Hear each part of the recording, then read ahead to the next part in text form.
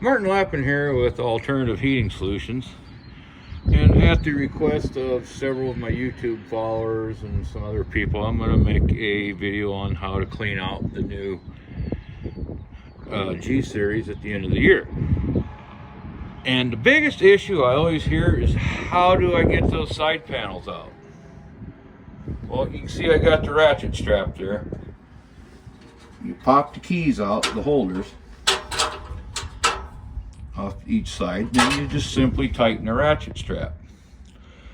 The easiest way to do it is do not let it cool off. Do it while the water's still warm. If you let it cool off, that creosote will harden into something very much like epoxy, and you're going to have a real fun time getting them out. And actually, the best way is not to plug them up. These won't plug unless you get the ash high enough to cover them bottom holes. Once them bottom holes are covered and the creosote can't run out, you're going to have issues.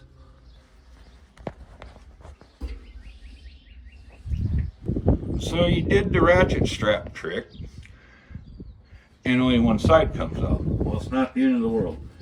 That's just for looks, but normally I have a lighter ratchet strap. The hook will actually go through the hole.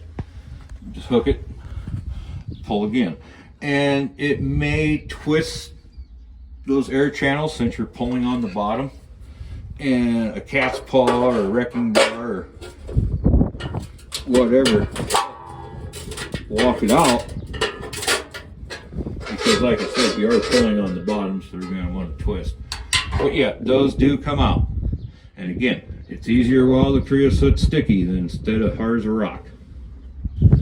I went ahead and popped them out, and I don't know if it'll show up, but the actual air supply tubes at the back are angled down into the firebox. Those should never really plug up, unless, again, like I said, you get way too much ash buildup and the creosote can't go anywhere. And these are, if you not necessarily consider them a consumable, but if you get your coal bed really high, they can warp, and they're not super critical. You can lay them on something flat, like cement, angle iron, whatever you got that's heavy enough to lay them on, and just beat them flat again and put them back in.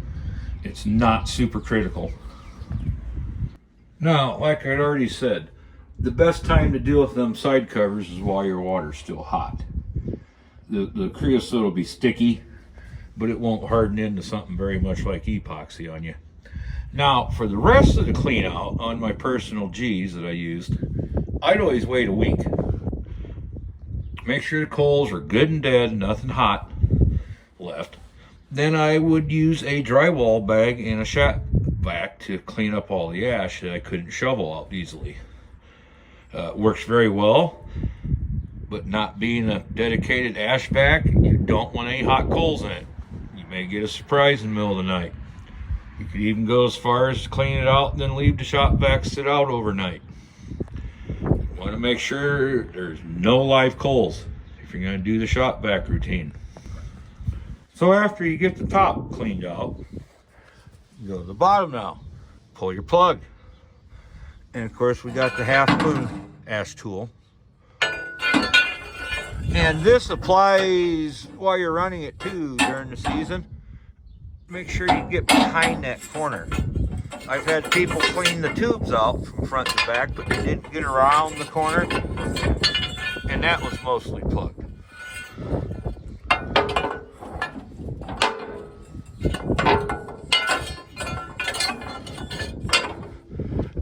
If that corner block's loose, the diverter, go ahead and slide it out, clean any ashes out from behind it. And of course your other side,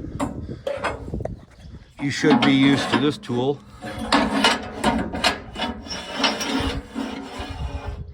And I have had, I think, one stove that wasn't bent quite right, and we had to cut maybe 1/8 inch off this end because it just would not go in there. But once you're used to the motion, it's pretty easy to do. And on the 2025 models,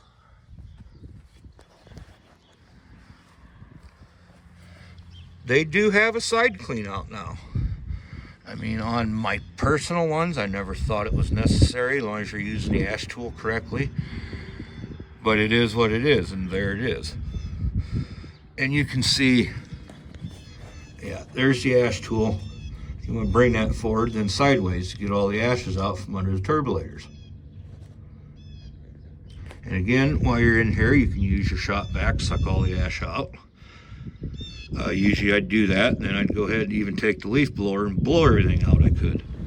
Now, after you get the reaction chambers all cleaned out, what you want to do is take 2 nuts off there and 4 there, and this is where the shop vac or an ash vac really comes in handy, and get all the ash out of the top there. And while it's open, you can see your turbulators here and how they work. That's your smoke bypass, and those are adjustable now. They have an adjustment in the linkage if you don't think yours is shutting quite tight enough. The older ones that weren't adjustable, I would pull that nut and just add another flat washer between the arm and the plate. Final few things here. When I clean the O2 sensors, all I do is take the wand of the shop vac, stick it over the sensor and let it suck what dust it will off of it, and that's it. Do not hit it with compressed air. Do not use carb cleaner on it or brake clean, or you're probably going to get by new O2 sensor. And on the blower assembly, when you're cleaning the fan wheel, watch what you're doing, because they do have a balance clip. You knock the clip off, it's no longer in balance. And even these heavier motors won't take running out of balance very long before it's going to chew up a bearing. Now, when you go to put it all back together, you don't have to try to break the studs off. They don't need to be that snug. It just needs to seal. We are going to cover a few things here that I've never personally had an issue with. And then the last thing, I've only had one stove ever do it. And I will show you what that is here in a minute. End of the year, I'd recommend pulling the plate, damper plate, make sure how much creosote's on it, clean the creosote off. And ATF seems to work the best on those. Now, I pulled the damper motor assembly and the damper plate, and I loosened the 2 little 1/4-inch bolts that go through the motor and holds it on. Do not loosen that set screw. That's what times the damper plate to the motor. You go and mess the timing up, you get to redo it. And it's actually pretty critical that when it's shut, that damper is clear shut. You don't want it pulling any air because it's just a teeny bit open yet. And while that's off, I've never had an issue with it.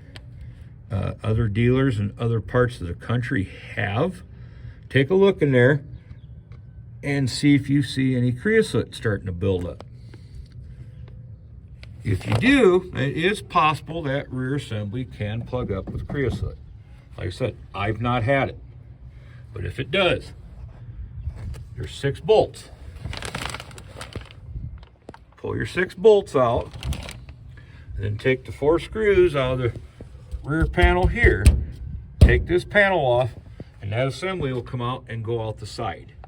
You don't have to remove all your plumbing or anything, which when you're doing it, you might want to think about making sure you leave some room when you mount your pumps. And like I said, some people have had an issue.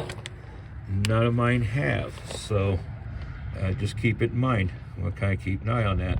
And like I said, clean the plate off, put some ATF on it when it goes back together, and don't get nuts. Scratch it all up. A Scotch-Brite pad works well to clean it, or even a Purple Power melts the creosote right off. And when you reassemble it, there's a hole for the end of this shaft to fit in. You want to make sure it's in there. Nothing's bound up, then you can finish tightening them 2 bolts. I've had more service calls because someone went all Captain Caveman on it and over tightened something and got it in a bind, and then it wouldn't open. Once you snug them 2 bolts, then they're just little 1/4-inch bolts.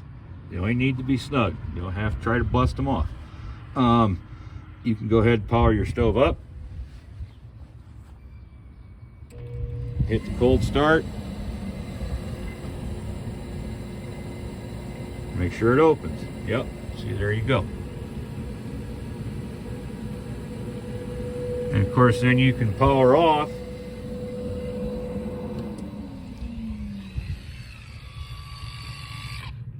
Yep, should be completely shut with no gap or opening showing. If you got it, you need to readjust the shaft if you mess with that. Now, the last thing, and I've never had it on any of mine. It's mainly a 2020 model issue. But you want to, if you're having issues and just cannot figure out what's going on, certain stoves, and I don't know if this is even going to show up. No, you need a light. But certain stoves, creosote would find its way into that tube, which that goes to your nozzle. That supplies air to the nozzle in the floor of the stove. That would plug up creosote. Once it gets creosote in it and it plugs up enough, it can't get enough air for the secondary burn, and it's just not gonna run right. They had a sleeve that could be put in those if it's a constant issue. But like I said, so far, none of mine it has been an issue. And that's just the slides on there. It's even got spacers built into it. So just snug. Again, you don't need to try to break them off. And of course you can, yeah, that's covered up. You take your plastic cap, if you saved it, put it back on the stack. If you lost your cap, 5-gallon bucket works great. This has been Martin Lappin with Alternative Heating Solutions. If you find our videos the least bit helpful or entertaining, then please subscribe to our channel. And as always, if the women don't find you handsome, at least they can find you handy.